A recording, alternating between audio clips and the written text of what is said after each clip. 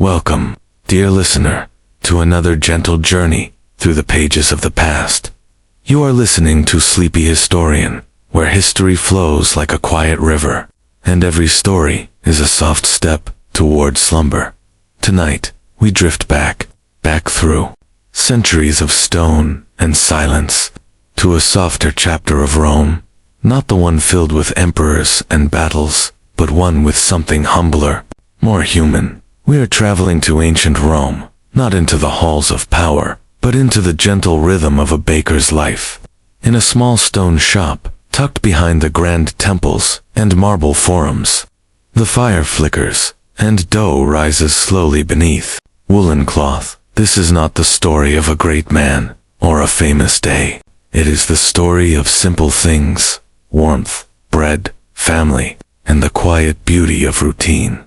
So, dear listener, lie back, let your muscles soften, let your breath fall into rhythm, and let the story unfold, like warm bread from an oven in the hush of night, while most of Rome still dreams beneath its tiled rooftops. One man is already awake. His name is Gaius. He stirs from sleep on a straw-stuffed mattress, shoulders stiff from the previous day's labor. The stone floor beneath him is cold, but familiar. There are no curtains, no doors, only the soft breath of his wife and children in the next room. They all sleep in the back of the bakery, their home and their livelihood wrapped into one, with care. He steps over little feet and folds a blanket. He moves like a whisper. A simple woolen tunic is draped over his shoulder, and he steps into his sandals. The silence of the room holds steady. The walls glow faintly from embers, still alive beneath ash. The oven has not gone out. It never truly does. He kneels beside it and lifts the iron poker. His hands are cracked but sure, like the stone of the bakery itself. With a practiced motion, he stirs the embers. They breathe, glow, and slowly, with care, the fire returns to life. A breath of warmth washes over the room. The bakery awakens. By lamplight, Gaius begins his ritual. Clay jars line the shelves, some filled with barley, others with crushed wheat. The flour is not fine like the senator's. It is rough, honest, and his neighbors prefer it that way.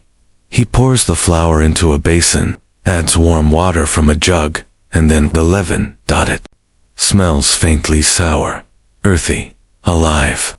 It is yesterday's magic, saved in cloth and coolness. A piece of yesterday, feeding today, and then he begins to knead. There are no words needed. The dough responds to his fingers, and he listens, not with ears, but through touch. Fold, turn, press, again and again. It is not a job. It is a rhythm, a meditation. Outside, the night lightens into gray. No sun yet, but the city shifts. A rooster calls. Somewhere, a door creaks open. Rome is beginning to stir, but inside, it is still just the baker and his dough. He covers the shaped loaves with linen, lets them rise, lets them breathe. Then he sits and waits.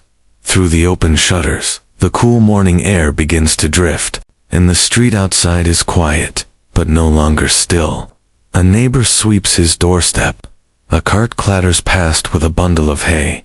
The scent of baking, already faintly rising, follows it. Gaius's wife, Livia, wakes with the sun. Her steps are as familiar as his own. They've danced this daily rhythm for more than a decade. She hums a melody, one passed down from her mother. A tune with no words, only warmth. Together, they shape the risen dough. Round loaves for the laborers, long braided ones to leave at the temple altar, and flat dimpled focaccia, brushed with olive oil and sprinkled with dried herbs for the wealthier homes. Each loaf has its place and its people. The children stir, blinking sleepily. They know not to speak, only to sit and watch. The bakery is a sacred place in the morning. The first rays of light stretch down the alleyway. It is time to bake. The oven crackles. Gaius tests the heat with an old trick. tosses a pinch of flour onto the hearthstone. If it darkens just so, he knows the time is right. He slides the first round loaves into the fire's mouth, using a long wooden peel. The dough hisses against the stone. Within minutes, the scent changes. It thickens, rises. The smell of crust forming, of air and grain, transforming under flame, of something becoming more than the sum of its parts. Outside, the street draws near. A soldier, fresh off night patrol, exchanges a few bronze coins for a hot loaf. He holds it in his hands like treasure. A mother with a shawl buys two, one for the family, one for the household gods. Old Marcus, who has no family left, is given a broken loaf, not out of charity, but out of custom. No one in the street goes without. There are no signs, no prices on the wall, only familiarity. And memory. Bread is not just food, it is relationship. It is ritual, and today, the ritual is alive. The sun climbs higher, and the city slows. The shops close, the streets grow quiet. It is Meridiatio, the Roman rest. Inside the bakery, the shelves are mostly bare. The last of the loaves have found their homes. Gaius closes the shutters halfway. The fire settles into ember again. Behind the building, beneath a vine-covered pergola, the family gathers. A wooden board holds their meal, olives, cheese, a wedge of leftover bread. The children giggle, chasing a chicken through patches of dusty light. Livia sips watered wine, her needle moving gently through a torn tunic, and Gaius rests his hands. Not many words are spoken. They are not needed, only breath, and bread, and the kind of peace that comes when nothing more is required. Time slows in the heat. Inside, Gaius gently brushes the table clean. He pours the leftover crumbs into a bowl to feed the birds, or perhaps the street cat. He checks the grain jars, wipes the blades of the mixing knife, folds cloth, covers leaven. His work continues, but gently now.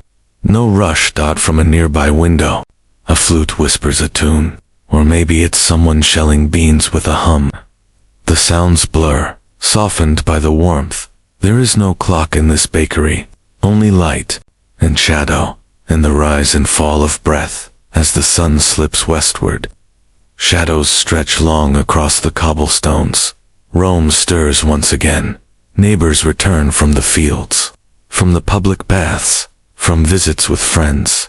Evening begins. A few stop by the bakery once more. They ask for small loaves to bring to the countryside at dawn, or sweet buns for a special supper. Gaius mixes a final batch.